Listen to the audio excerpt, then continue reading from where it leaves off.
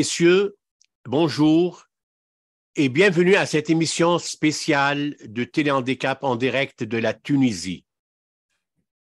La plateforme Mouvement Citoyen Association Parents-Enfants de l'Association de paralysie cérébrale du Québec a déjà fait son chemin dans la réalisation de plusieurs projets phares à travers cette interrelation vivante et inspirante entre les trois groupes dont le but principal et spécial est de défendre les droits et la dignité des personnes vivant avec la paralysie cérébrale d'une part, et d'autre part, d'informer et de sensibiliser les autorités et les citoyens de la situation critique, non seulement des personnes handicapées, mais aussi les parents. Aujourd'hui, j'ai le privilège et l'honneur de recevoir dans cette émission spéciale un groupe de parents, enfants et associations de la Tunisie, et j'ai nommé Madame Basma Bin Moussa, présidente de l'Association tunisienne de paralysie cérébrale et physiothérapeute, membre au laboratoire de recherche de neuropédiatrie de l'Université de Sfax, Dr Lilia Othman, psychologue clinicienne des universités de Paris et membre du comité Les femmes porteuses de handicap sensoriel victimes de violences, Mademoiselle Alisa Charloukoui, licenciée en éducation petite enfance et inscrite en master. Et finalement, Madame Touraya Gdoura, kinésithérapeute et secrétaire générale adjointe de l'Association tunisienne de paralysie cérébrale. Bonjour à vous toutes et bienvenue à cette émission spéciale de Téléhandicap. Bonjour. D'abord, je vais commencer avec Madame Basma Bin Moussa, initiatrice de cette belle rencontre, et je lui demande de nous parler de l'Association tunisienne de paralysie cérébrale et surtout de son rôle professionnel à titre de physiothérapeute et plus spécifiquement en neuropédiatrie. C'est à vous la parole, Madame Bin Moussa. Bonjour, je suis ravie de vous rencontrer une autre fois. Merci pour cette belle opportunité. Pour l'Association tunisienne de paralysie cérébrale, c'est une association fondée en 2017.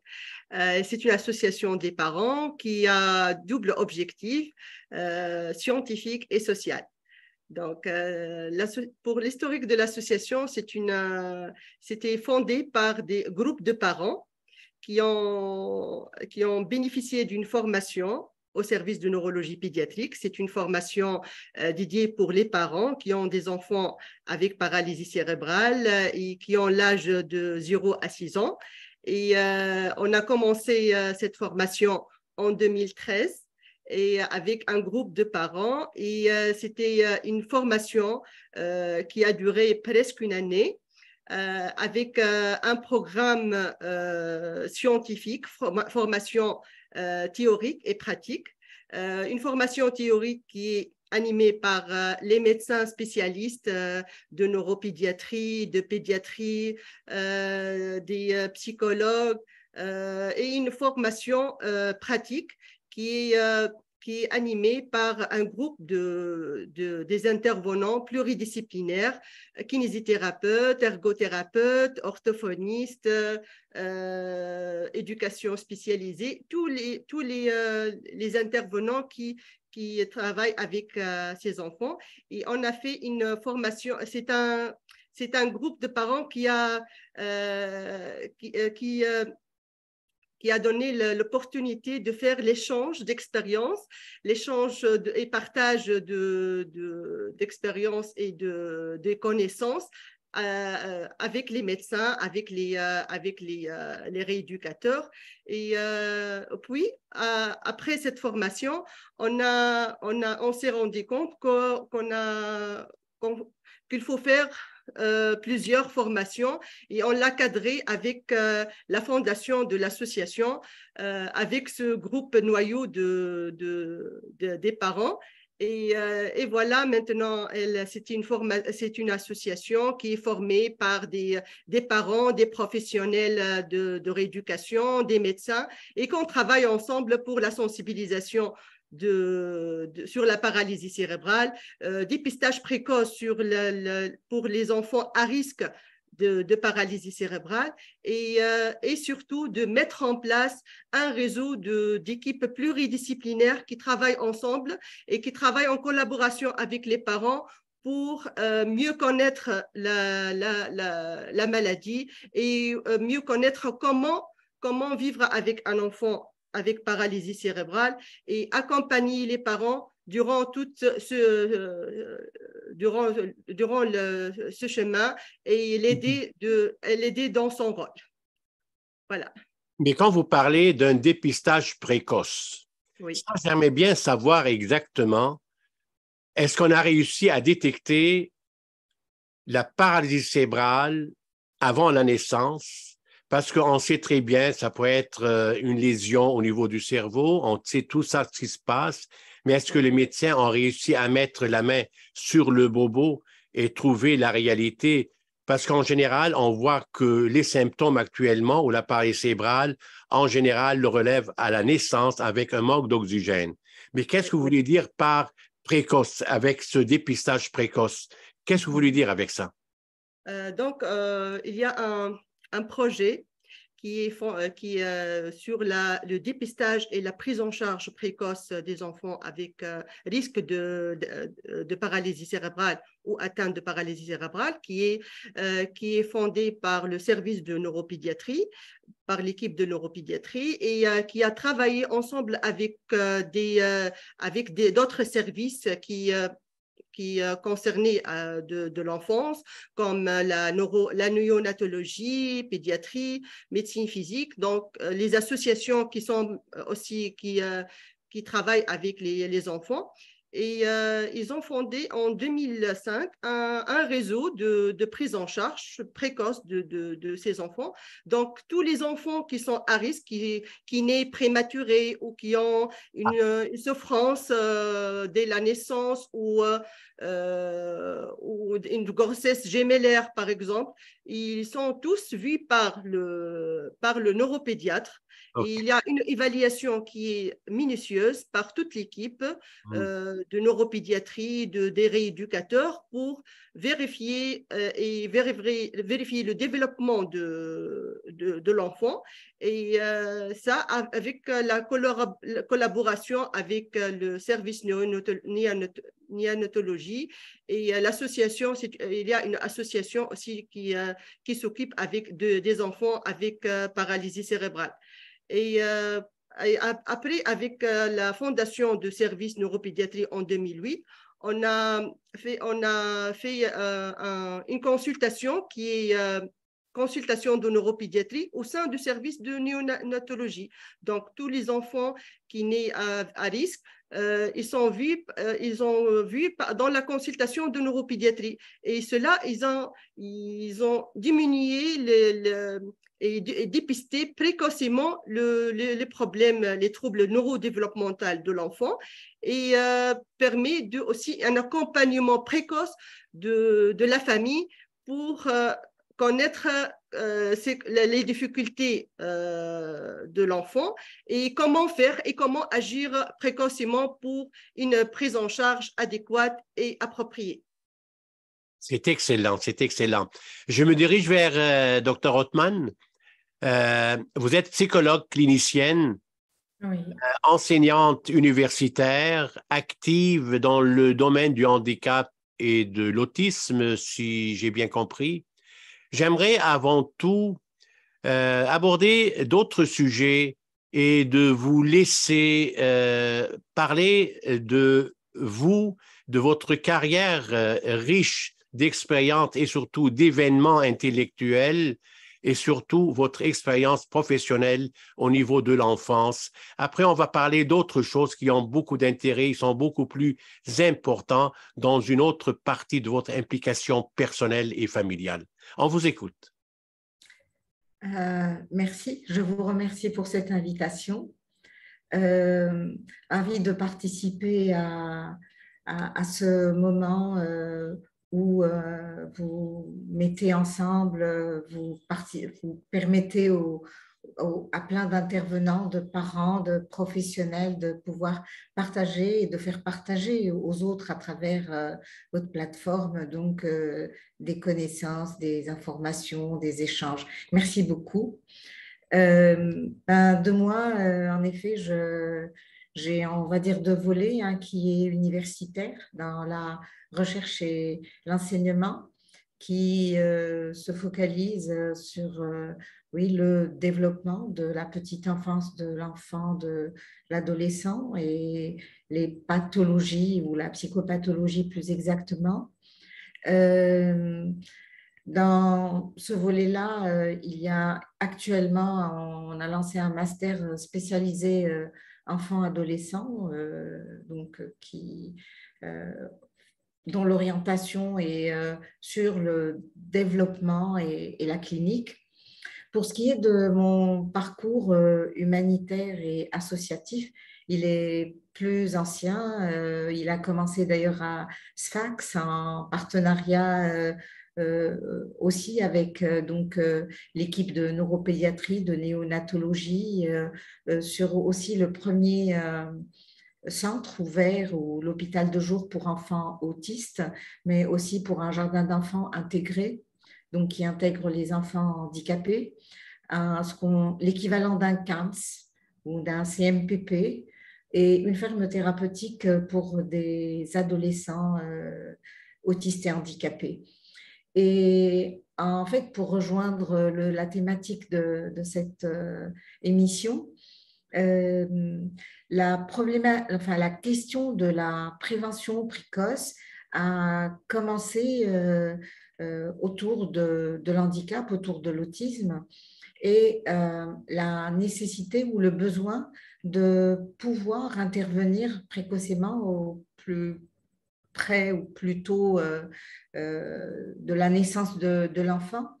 Et c'est dans ce sens que l'idée avait germé de créer un lien avec la néonate au niveau des naissances à risque et de pouvoir intervenir donc aussi bien auprès des professionnels au niveau de ce qu'on appelait à cette époque l'annonce, qui ne se faisait pas, ou qui se faisait mal, ou dont on était presque inconscient de l'intérêt qu'elle pouvait avoir pour les parents et même pour les professionnels. Après l'annonce, il y avait un travail et une réflexion donc, sur la guidance ou l'accompagnement des parents dont les enfants sont, dès les premiers jours de la naissance, dès la naissance, donc pris dans cette situation d'handicap, de pathologie, où les médecins n'avaient pas nécessairement de diagnostic à annoncer, de pronostic dans lequel les parents pouvaient donc s'inscrire. Et en même temps, le désarroi des parents qu'on voyait dans le CMPP, dans les jardins d'enfants, dans les institutions sanitaires.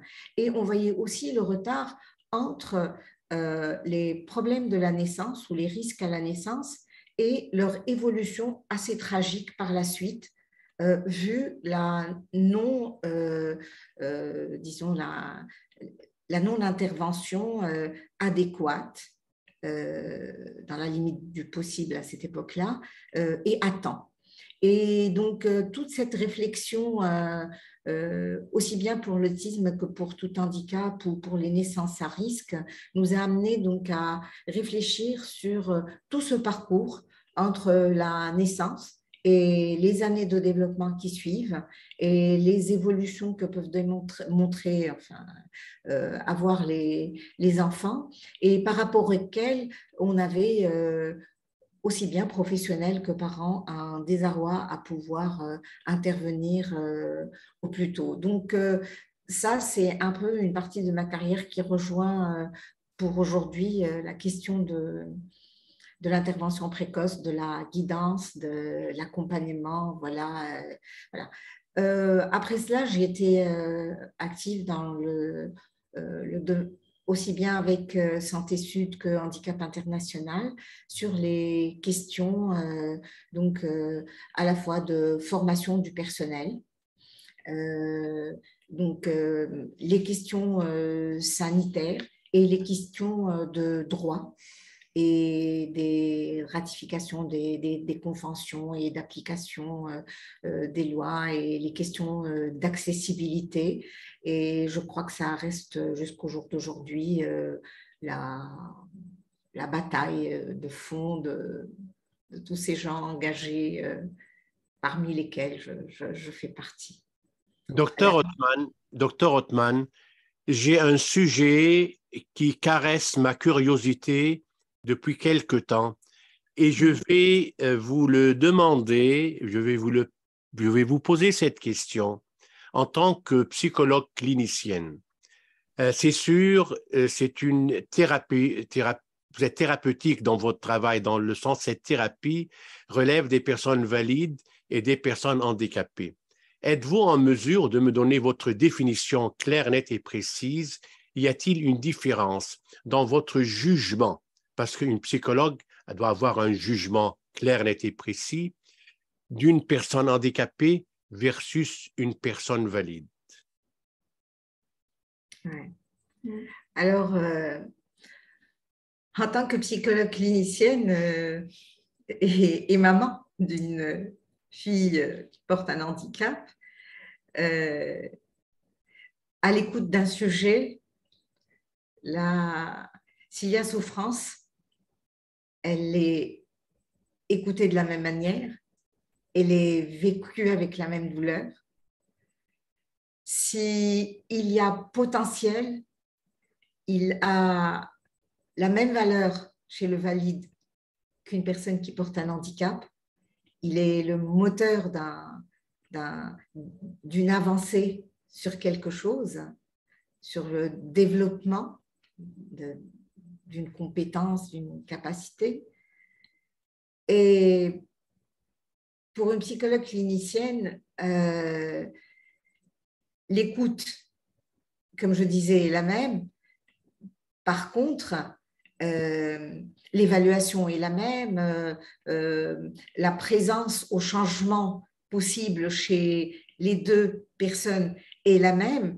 Mais chez une psychologue clinicienne, je pense que la compréhension de la difficulté d'être dans un environnement identique, mais qui ne se prête pas et qui ne prête pas les mêmes atouts et peut-être une compréhension, oui, différente. On ne peut pas être insensible à l'inaccessibilité aux droits de ces personnes et ce que ça peut représenter au niveau de leur développement, de leur autonomie, de leur croissance, de leur réalisation. Ça, c'est une dimension qui est en dehors des deux sujets et qui affecte les personnes porteuses de handicap d'une manière bien sûr tout à fait différente d'une personne valide. Et pour une psychologue clinicienne, ceci doit être considéré comme un facteur déterminant de ce que vivent ces personnes. Votre réponse, l'intériorité est la même, oui. Mais l'exposition au monde extérieur rend la difficulté quand même plus complexe. Votre réponse, elle est réfléchie et sage, et je cherchais cette sagesse de votre part parce que je la cherchais moi-même. Voyez-vous, il nous manque toujours quelque chose dans la vie. Et c'est pour ça que l'apprentissage, c'est la vie durant. Vous me comprenez là-dedans? Mais j'ai apprécié beaucoup cette réponse vraiment sage. Maintenant, pardon. Maintenant, je retourne vers Mme Tourayak Dora. Vous êtes kinésithérapeute et secrétaire générale adjointe de l'ATPC, l'Association tunisienne de paralysie cérébrale. Madame Goudoura, vous pratiquez le traitement envers les patients par le mouvement à titre de kinésithérapeute. Je pense qu'il y a une similitude avec la physiothérapie et une partie aussi avec la massothérapie pour permettre aux patients de retrouver leur mobilité. Voulez-vous, s'il vous plaît, nous parler de votre expérience et surtout de votre choix de devenir kinésithérapeute, et je pense que vous êtes aussi physiothérapeute en même temps. On vous écoute. Bonsoir, très ravie d'être avec vous dans cette émission. Merci pour cette occasion aussi. Oui. Oui, en effet, en fait, en Tunisie, la physiothérapeute et le kinésithérapeute, c'est plus ou moins le même terme. C'est vraiment, oui, sauf que la physiothérapie, on peut utiliser en fait plus d'autres méthodes que le travail par le mouvement. En fait, moi, au début, j'étais une kinésithérapeute ordinaire. J'avais même un peu peur de travailler les enfants porteurs de paralysie cérébrale ou autre handicap. C'est pas parce que j'ai pas envie, mais c'est plutôt parce que par une peur de ne pas faire correctement les choses. Et petit à petit, je me suis vraiment lancée dans ce travail, en faisant un travail bénévole au service de neuropédiatrique de Sfax. Et on m'a appris à aimer vraiment ce travail avec les enfants, avec les parents. En fait, travailler avec des exercices de mouvement pour travailler plus de mobilité, plus d'acquisition motrice, travailler avec l'enfant et le parent, et ce qui m'a laissé l'occasion de se lancer avec ses enfants. OK. Donc, je veux terminer cette première partie des questions. Je veux dire maintenant avec mademoiselle Aziza Chalougui, mais qui est née avec l'appareil cérébral. Mais moi maintenant, Aziza, je t'appelle tout simplement Aziza, parce que tu fais partie de notre catégorie des 22 000 personnes vivant avec l'appareil cérébral au Québec, et je les ai toujours appelées par leur prénom. Bienvenue, Aziza, aujourd'hui à cette réunion ensemble à travers l'émission de Téléhandicap. Moi, j'ai toujours dit, parce que je sais qui t'accompagne aujourd'hui, que les parents sont le soleil de nos étoiles. Aujourd'hui, tu fais partie de nos étoiles, Aziza. Je te demande de nous parler au départ de ton enfance, de ces multiples déplacements entre la kiné ou le kiné, l'orthophoniste, l'éducateur spécialisé, la physiothérapeute ou même les médecins, d'une part, et d'autre part, de ton parcours scolaire brillant, qui est, à mon avis, très important pour toi et les difficultés rencontrées surtout durant cette période de ta vie. On t'écoute. Bon, je suis ravie. D'abord, je suis très ravie d'être avec vous aujourd'hui. Et je vous remercie pour cette invitation. D'abord, je parlais dans...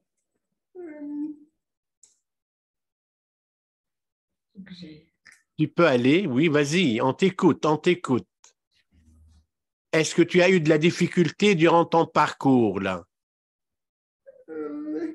Oui. Des difficultés comme toutes les personnes comme moi.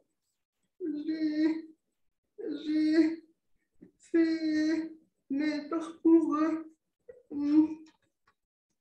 Surtout, ce que je voudrais aussi savoir et entendre de ta part sur cette particularité qu'il y a eu ce contact en dirigeant ton fauteuil avec une seule main. Ça veut dire le fauteuil en une seule main, c'est la main résiliente. C'est surtout, j'aimerais bien que tu nous parles de cette ampleur et de cette difficulté infaillible de ton inclusion. Le mot inclusion, c'est un mot qui te touche énormément. Qu'est-ce que tu en penses? Parle-nous de ça. Et je sais que tu es capable parce que tu es rendu à un niveau très élevé au niveau de tes études. Est-ce que ça t'a fait quelque chose, ta période du lycée et ta période universitaire et ta période collégiale? Est-ce que ça a créé une nouvelle Aziza qui va confronter le monde futur?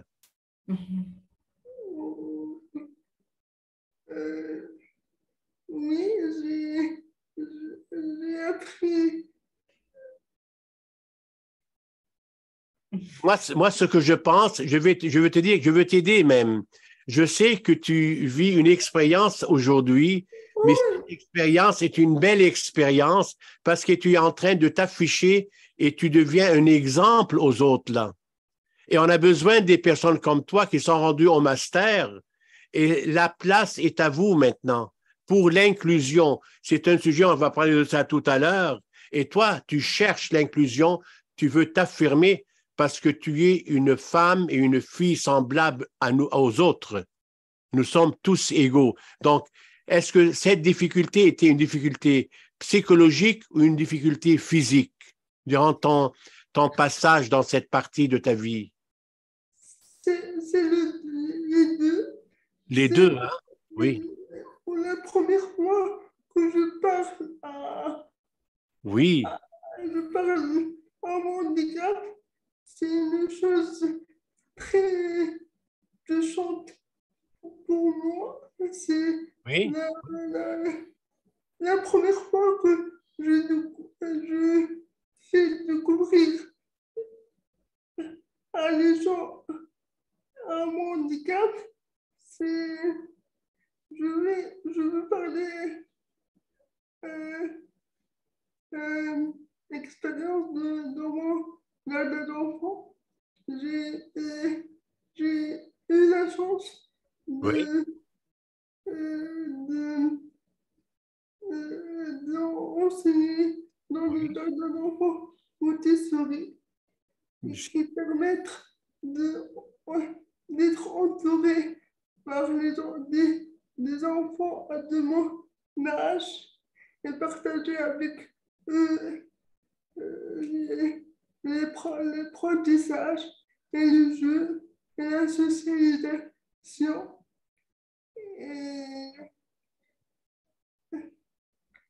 Mais tu sais quelque chose, Aziza, nous avons tous un handicap dans la vie. Et ce que tu viens de dire, ça c'est vrai. Il ne faut pas prendre que toi, tu as seulement un handicap physique, mais il y a des millions et des millions de monde là qui vivent avec un handicap. Il n'y a pas une personne sur la planète qui est complète. Chacun a un handicap différent. Mais toi, avec ce handicap que tu vis et tu as dépassé les lignes rouges, mais écoute, continue. Tu dois continuer. Tu es un exemple réel pour les autres, là, même pour les personnes valides. Pour nous, tu es un exemple, Aziza. Merci. J'ai découvert des difficultés, mais je ne les considérais pas comme des problèmes. Oui. J'ai appris à faire comme je suis, me débrouiller et à être contente de mes petits points exploits. Par exemple, j'étais libre dans le jardin d'enfants, je marche à quatre pattes, j'étais heureuse de ma liberté. Je pense que grâce à ces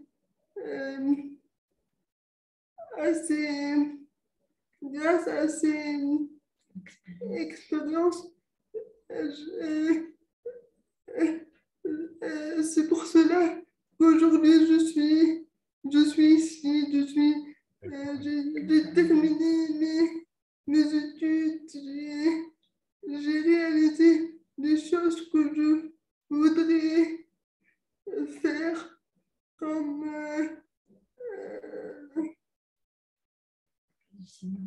le cinéma, le théâtre. Ouais. Et je ne cache pas que comme mes études étaient très dures pour moi, mais j'ai pu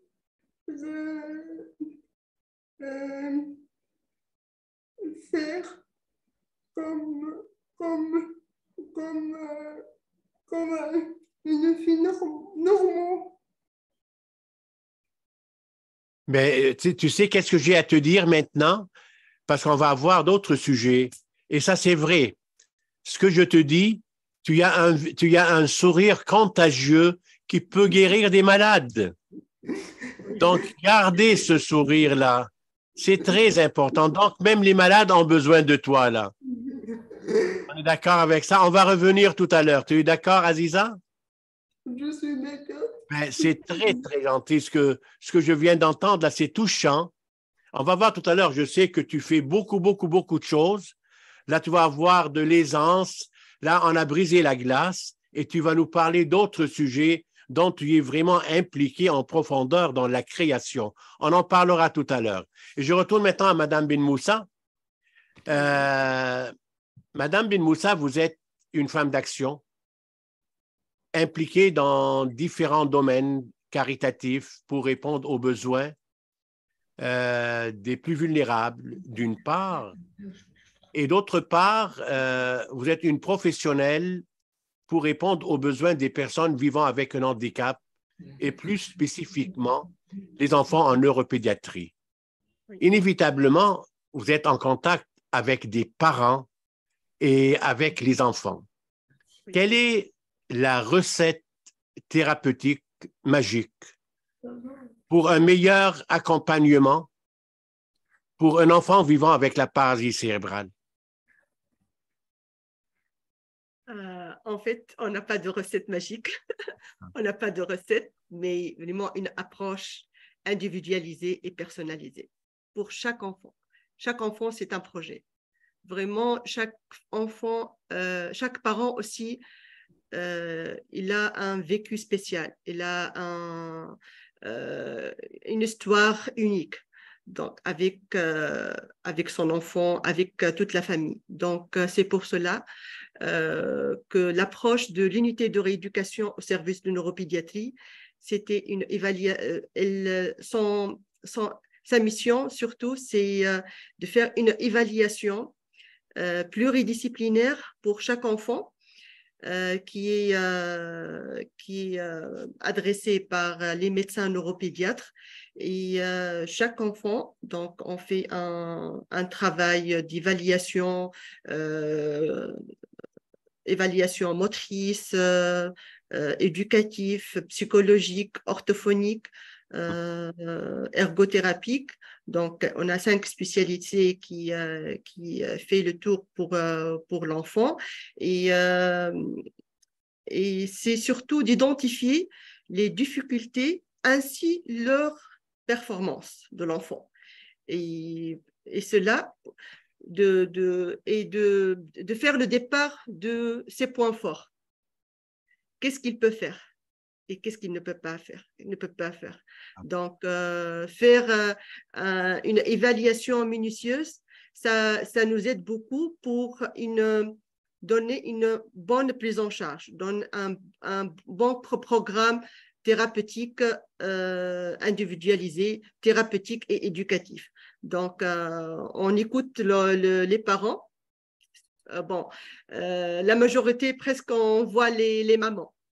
Mais dans ces 2 années, on a essayé de sensibiliser les papas et on trouve un peu les papas dans les consultations, pas trop, mais quand même, ils viennent avec leurs enfants. Donc, on essaie d'écouter les parents, quelles sont les difficultés avec leurs enfants. et quelles sont leurs attentes au début. Quelles sont les attentes? Qu'est-ce qu'il attend de son enfant et qu'est-ce qu'il attend de thérapeute pour aider son enfant.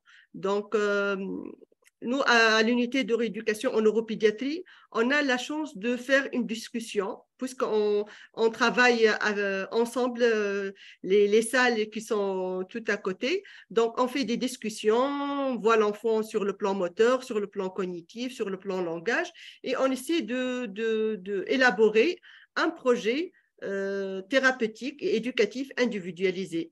Et on le montre aux parents, et dès qu'il est d'accord de ce projet, on essaie de l'impliquer dans ce projet pour qu'il travaille avec son enfant et qu'il soit partenaire actif dans son programme. Donc, on donne aussi des exercices aux parents pour des exercices simples qui peut le refaire à la maison. Et on essaie après dans d'autres consultations de voir aussi les parents, qu'est-ce qu'il a fait avec son enfant, comme si un petit exercice, un test pour les parents, comment faire, et on essaie on dit quand même, on travaille ensemble, on le dit pour travailler plus et pour diminuer le parcours thérapeutique. Donc, le faire encourager plus les parents, parce que puisqu'on n'a pas beaucoup de ressources et il y a des parents aussi, ils n'ont pas les moyens pour faire les rééducations de façon régulière. Donc, on essaie d'encourager les parents et de faire l'éducation thérapeutique des parents pour travailler ensemble avec l'équipe de rééducation et tous ensemble pour le bien de l'enfant. Et vraiment, pour moi, mon école, c'est les parents et les enfants. Vraiment, j'ai appris mon travail par les enfants et les parents. Vraiment, les parents, ils me donnent beaucoup. Oui, c'est vrai, notre rôle ici, c'est de donner des exercices, des conseils. Même eux, ils me donnent aussi des conseils et des messages qui est trop fort, très émotionnel, qui m'a très touchant aussi, et qui m'a appris une autre leçon dans ma vie, m'a aidé beaucoup dans ma vie professionnelle et aussi dans ma vie personnelle. Vraiment, c'est une bonne expérience de travailler avec les parents, avec les enfants, tous ensemble. Cette travail qui est horizontal reste toujours qui est près de l'enfant, et de voir grandir vraiment, c'est quelque chose qui est extraordinaire, qui est miraculeux. Et il y a beaucoup d'évolution, il y a beaucoup de bonnes expériences. J'ai des enfants qui sont à l'école, qu'ils viennent avec leurs résultats scolaires. Je vis les moments qui sont très touchants, il y a les moments heureux, les moments tristes, mais on partage ensemble, ça soulage. Et le fait aussi de faire une dynamique de groupe, un travail de groupe et de le regrouper ensemble, aussi, c'est une thérapie que je l'ai trouvée qui nous a aidé beaucoup comme des thérapeutes, parce que c'est un moment de partage, et c'est comme si il n'est pas le seul, il n'est pas le seul qui a ces difficultés. Il y a d'autres qui a plus, il y a d'autres qui a moins. Il y a les thérapeutes qui sont près de lui, il y a le médecin, les kinés, les ergos, les orthophonistes qui répondent à des questions peut-être spécifiques à leurs difficultés. Et c'est pour cela c'est le point fort de l'association aussi, que les parents travaillent avec les professionnels et chaque année, on fait un événement qui est extraordinaire. Moi, je trouve que le travail avec les parents ne sont pas maintenant, ils sont actifs, ils mettent leur, comment dirais-je, ils mettent leurs mains dans la pâte. Donc, on travaille ensemble et on partage tous ensemble. Merci de cette réponse détaillée et digne du respect de ce qui se passe chez vous et surtout que ces mamans sont fières des résultats de leurs enfants. Oui. Et ça, je trouve, c'est extraordinaire. Maintenant, je retourne à Dr. Othman. On va continuer dans le même sens un petit peu. Dr. Othman, vous êtes professionnellement dans les hautes sphères de votre métier, mais vous êtes surtout la maman d'Aziza. Voulez-vous, s'il vous plaît, nous parler, en tant que maman, de l'accompagnement des parents et l'impact sur la prise en charge des enfants vivant avec la paralysie cérébrale en Tunisie? Merci pour cette question. En fait, en tant que mère, je sais que j'ai eu la chance de toute manière d'avoir la profession que j'ai, d'être dans le monde ou l'univers de la santé et d'avoir eu aussi un parcours dans le handicap. Ça a facilité, mais ça n'a pas non plus diminué la douleur que connaîtrait tout parent qui a un enfant donc porteur de paralysie cérébrale, plus spécialement, je parlerai de cela. Alors, en Tunisie, ça évolue, mais d'une manière peu synchronisée, que les efforts à un niveau ou à un autre n'arrivent pas à métaboliser, je dirais, une démarche cohérente, adaptée, continue autour donc de ces enfants dont l'handicap donc, les accompagne dès la naissance la plupart du temps. Alors, je reviendrai sur les services de néonates. C'est des moments dans lesquels il y a une focalisation sur le risque vital des enfants et on le comprend partout dans le monde. C'est la plus grande préoccupation, sauver la vie humaine de l'enfant, du nouveau-né. Ceci étant, les séjours en néonat restent des séjours qui marquent fortement les parents sur ce passage dans lequel ils sont peu informés, non renseignés, sans diagnostic clair, sans moment aussi d'accompagnement dans cette douleur d'accueillir un enfant. Accueillir un enfant qui est en souffrance, mais aussi des parents qui sont fortement affligés par ce moment. Et dans la suite, on va dire, de ces moments tragiques, il y a un gap assez long dans lequel les parents restent ballottés entre plusieurs professionnels. Et je peux dire que cette image, c'est peut-être une des meilleures situations parce qu'il y a ceux qui donc, sortent avec l'enfant, on ne les revoit qu'à l'école, à l'âge de 5 ans, 6 ans, quand tous les retards sont installés. Dans le meilleur des cas, au jardin d'enfants, c'est-à-dire à l'âge de 3 ans. Et c'est les jardins d'enfants, et c'est en les comparant avec les autres enfants qu'on commence à se rendre compte de déficit, de retard.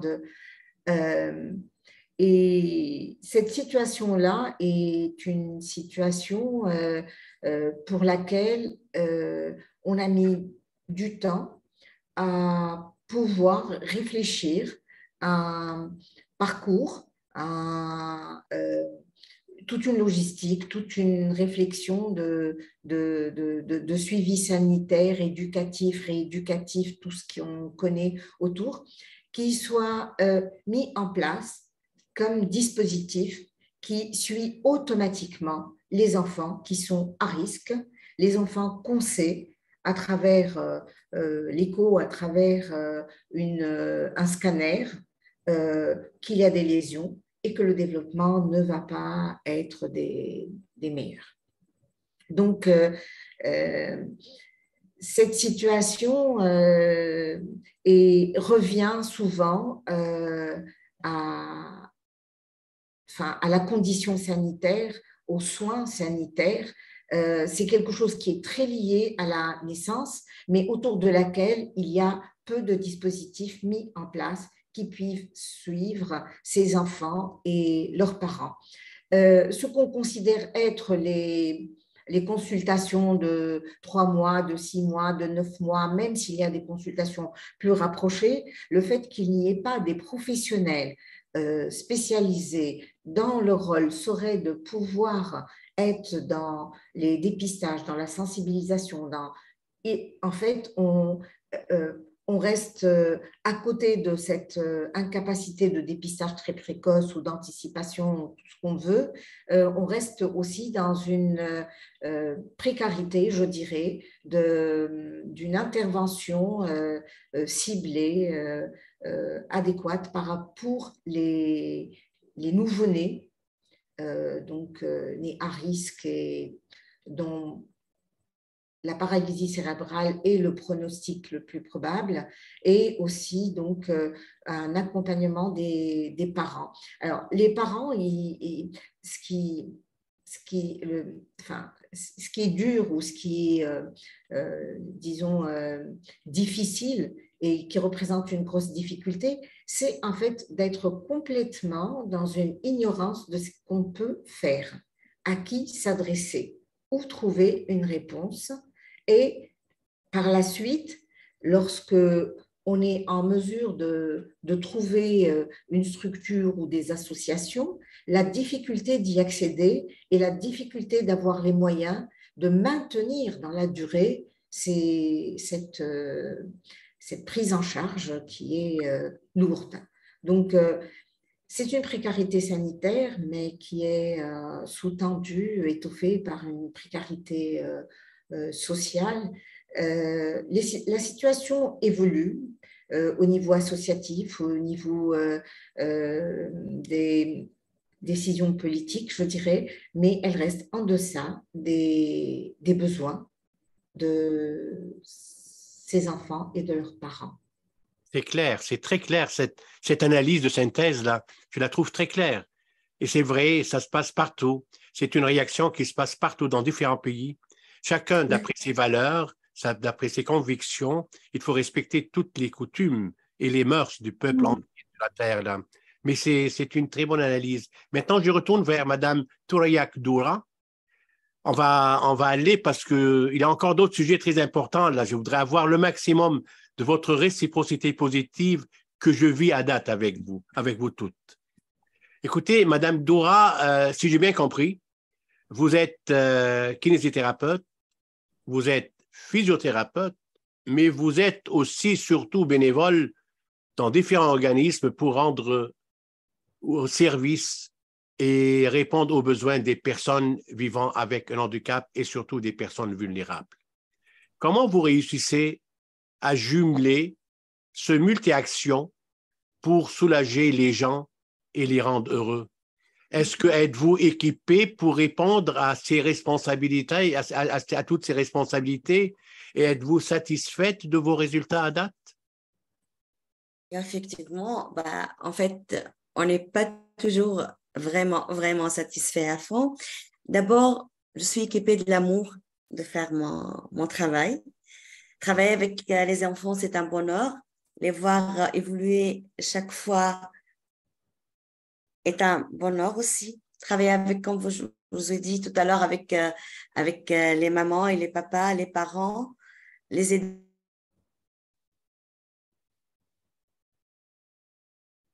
à des enfants. Tout ça, c'est vraiment le premier équipement. Tout ce qui est travail avec les familles, les formations que je fais aussi, tout ça, ça nous aide beaucoup. D'abord ça, il y a aussi le côté temps et matériel adéquat aussi qui peut nous aider aussi. Ah, oui. Par exemple, travailler dans un endroit qui rend l'enfant plus à l'aise, avoir des parcours, des circuits, etc. Ça aussi, ça peut aider. Travailler ensemble en collaboration avec tous les autres intervenants, soit au service de neuropédiatrie ou bien les orthothérapeutes, les orthophonistes, etc. Tout ça, ça m'a aidé beaucoup à progresser progressivement. Les résultats aussi des enfants, l'enfant lui-même. En travaillant avec enfants, on vit chaque jour, chaque séance. Et ça, c'est ça qui fait vraiment la différence de travailler Avec ces gens-là. Mais avec dites-moi, Madame Doura, est-ce que le bénévolat est un phénomène qui se développe beaucoup en Tunisie? En fait, oui, ça commence vraiment à se développer. Ça rentre dans la culture. Le bénévolat, c'est quelque chose de très, très bien sur tous les plans. D'abord, c'est une satisfaction personnelle. Deuxièmement, on peut apprendre beaucoup par le bénévolat. C'est pas vraiment très développé comme par exemple d'autres pays, mais ça commence vraiment on voit de plus en plus des kinésithérapeutes jeunes qui s'intéressent beaucoup au travail avec les enfants, travail bénévole. C'est que, par exemple, au début de ma carrière professionnelle, il n'y avait pas beaucoup de gens qui vraiment cherchent à travailler bénévolement. Maintenant, ça évolue de plus en plus. En plus, l'équipe de neuropédiatrie, spécialement Basma et son équipe, aident beaucoup à aimer vraiment ce travail, à aimer de travailler avec eux et avec les enfants. Tu vois, ça aide beaucoup. L'esprit d'équipe. J'ai toujours donné une définition aux bénévoles. Je dis souvent le sel de la terre. Ah oui, exactement. Et c'est vrai, chez nous, le bénévolat est développé d'une façon incroyable. Oui, oui, oui. Plus d'avoir le moindre sou, c'est un bénévole à part entière pour rendre les gens heureux. C'est ça, c'est très important. Oui. Ben, écoutez, c'est excellent votre réponse et c'est apprécié de savoir que le bénévolat est très développé chez vous pour rendre les gens heureux. Oui, je trouve que ça commence vraiment à se développer. C'est pas vraiment très, mais ça commence. C'est très bien de commencer. Avant d'arriver, parce qu'on va faire un certain débat sur un sujet très important, je m'adresse à Aziza. Je vais aller vers Aziza encore une fois parce que... Oh, bonjour. Rebonjour Aziza. Si j'ai bien compris, et regarde bien, parce que je connais très bien le domaine, tu possèdes des qualités au niveau du théâtre, de l'écriture et du scénario. Attends, tu vas voir, on va arriver. Là, je me trouve devant une artiste chevronnée, moi, maintenant. C'est pas seulement une licenciée en éducation spécialisée. Je suis devant une artiste capable de faire beaucoup de choses. Donc maintenant, j'aimerais bien t'entendre, surtout sur un sujet vivant et inspirant, et peut-être sur tes réalisations au niveau du théâtre. Et déjà, tu as déjà des scénarios d'un film sur le handicap est prêt, il est dans les tiroirs de ton bureau. Et pour terminer, faire partie de ce lien magique entre l'âme et l'esprit dans ton expérience de ballet pour se dépasser et se réaliser. Je suis devant qui aujourd'hui?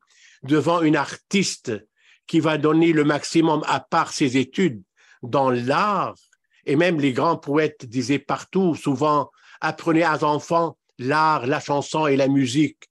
Ça rentre là-dedans le théâtre, la danse et tout ça. Veux-tu nous parler de ces expériences et de ce pouvoir que tu possèdes que je viens d'apprendre?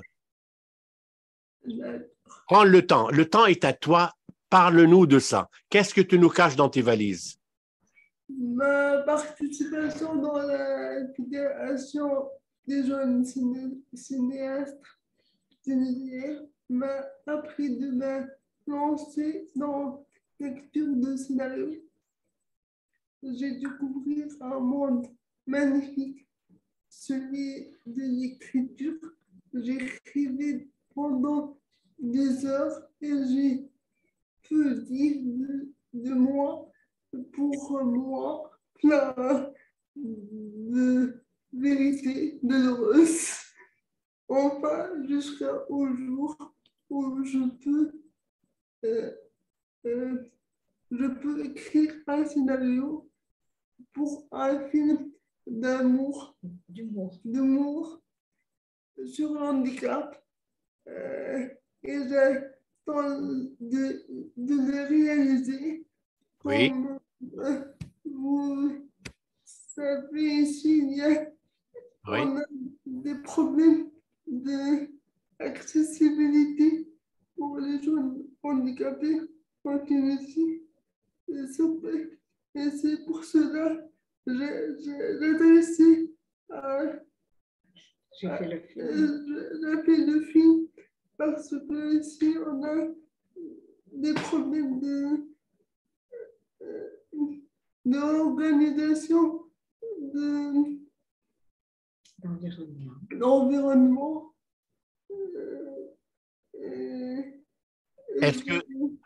Est-ce que ton film, il est prêt déjà? Il est dans, tu attends quoi pour développer ce film sur le handicap que je trouve exceptionnel? Est-ce que tu prévois avoir des artistes ou tu deviendras l'artiste principal? Non, je ne suis pas moi l'artiste principal. Notre personne.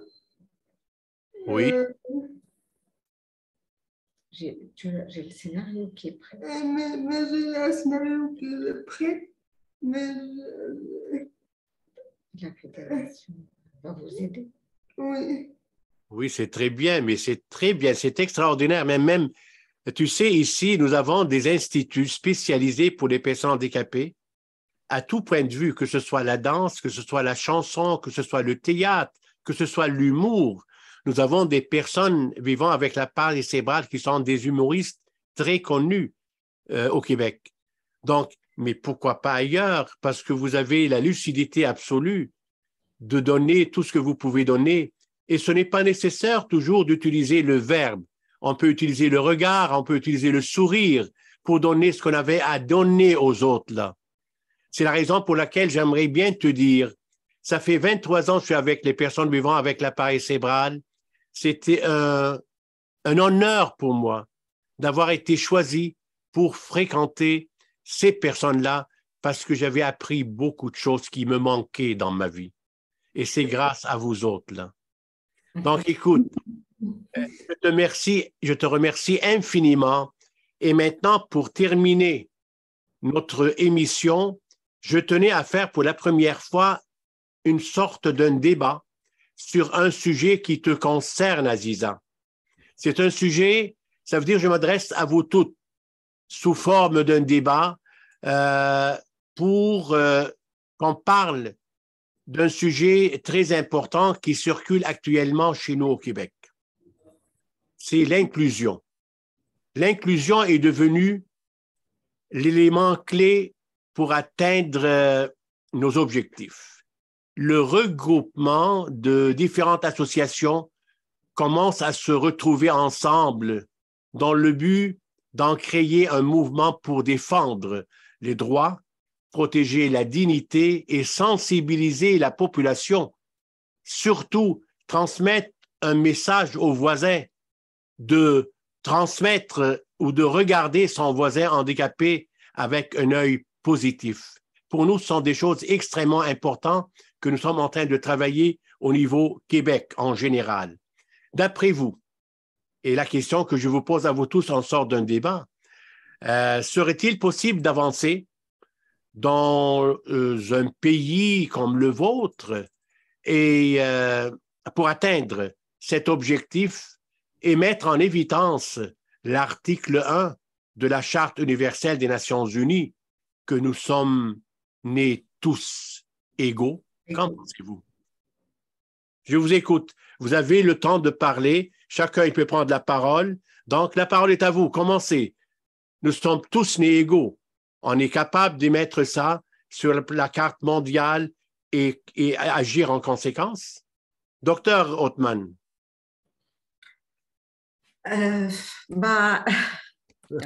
Égaux, c'est... Et c'est faisable. Et c'est faisable. C'est faisable. Il faut dire qu'en Tunisie, j'ai peut-être pu suivre les évolutions d'un passage d'une exclusion à ce qu'on a appelé l'intégration. C'est ce qu'on appelle ces centres ou ces hôpitaux de jour dans lesquels on essayait de mettre ensemble ces enfants, ces jeunes adolescents, jeunes adultes ayant des besoins spécifiques, entre guillemets, et de passer après, il y a eu de grands efforts, je dirais, dans cette phase d'intégration, dans le lancement au niveau associatif ou même étatique, de structures qui accueillent et essayent d'apporter une éducation, une socialisation. Alors, le passage de cette intégration à ce qu'on appelle actuellement l'inclusion, c'est-à-dire presque de désinstitutionnaliser, ouvrir ces portes-là et bénéficier d'espaces communs, c'est un passage qui est fortement soutenu par la loi, beaucoup plus que l'intégration. Les lois des personnes handicapées, aussi en Tunisie, toutes ces nouvelles lois qui soutiennent. Ceci étant, c'est un passage, je dirais, beaucoup plus complexe, beaucoup plus difficile. L'école est inclusive, certes, mais à l'intérieur, l'idée est intéressante. La valeur en soi est nécessaire. Cette parole porte quand même une nouvelle vision, un nouveau regard sur la situation. Mais qu'est-ce qu'est l'inclusion réellement dans les écoles? Qu'est-ce qu'elle représente? Elle correspond à quoi? Qu'est-ce qu'elle apporte? Met-elle davantage en difficulté enfants, enseignants? Pareil, si on passe après au collège, au lycée, à la faculté, ces questions continuent à jalonner tous ces univers qu'on voudrait ouvrir, dans lesquels on voudrait inclure et qui soient inclusifs. Mais je pense que les décisions, la réflexion, la vision de ce qui mobiliserait, métaboliserait réellement une inclusion où chacun est dans la place qui lui convient et dans la place dans laquelle il est capable d'évoluer et d'être avec l'autre. Vous savez, parce que là, nous avons des inclusions où on n'est même pas avec l'autre, on est dans un questionnement de tout le temps. Et ça, j'y assiste dans les réunions, que ce soit pour l'inclusion professionnelle ou l'inclusion scolaire. Chacun se questionne sur ce que l'autre apporte, quelle est la place de l'autre dans cet espace et cet univers qu'il partage. Alors, je pense qu'il est très important de rester sur cette volonté. Elle est nécessaire, elle est incontournable, nous devons y arriver. Je crois que c'est les personnes porteuses d'handicap elles-mêmes qui sont les plus à même de changer, de mobiliser, mais ils ont besoin aussi d'être soutenus dans cette démarche d'inclusion, mais qui reste, à mon sens, beaucoup à faire. Ça n'est pas du tout pessimiste, mais c'est pour dire qu'il y a beaucoup de bonnes choses à réfléchir, à partager, et sur lesquels il y a des changements qui sont capables d'apporter plus de sérénité et de paix à un très grand nombre de personnes sur la planète. Et c'est pour ça que ça n'est pas difficile, mais c'est pour le moment complexe, parce que de toute manière, c'est encore les débuts.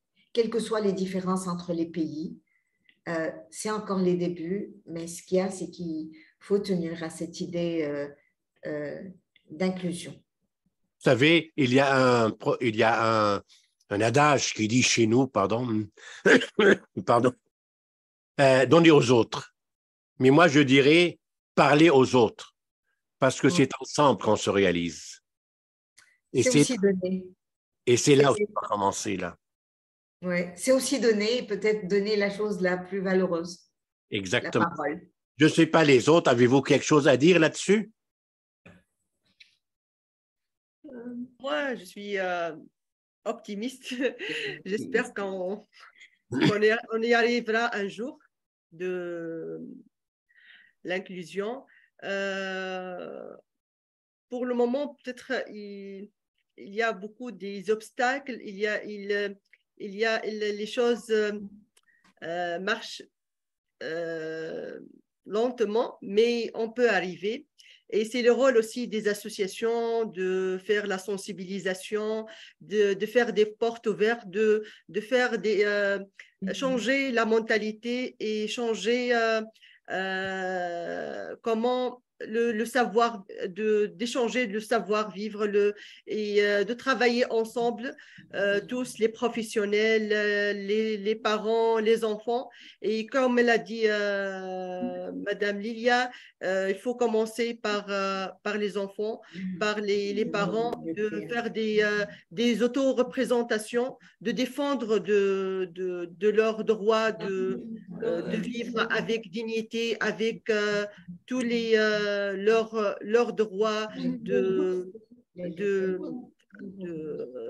travailler, d'étudier, de déplacer aisément. Donc, l'accessibilité, il faut un changement radical dans toute société. Et maintenant, avec la progression et l'évolution des associations, je pense qu'on peut arriver. Et je suis sûr pour la Tunisie, parce qu'on le sait, vous êtes un pays intellectuellement, scientifiquement développé. J'ai eu l'occasion et le privilège de rencontrer plusieurs missions qui venaient ici au Québec. Donc, je pense, et j'ai été moi dernièrement en Tunisie dans un voyage, et je vois que c'est faisable dans un pays comme la Tunisie.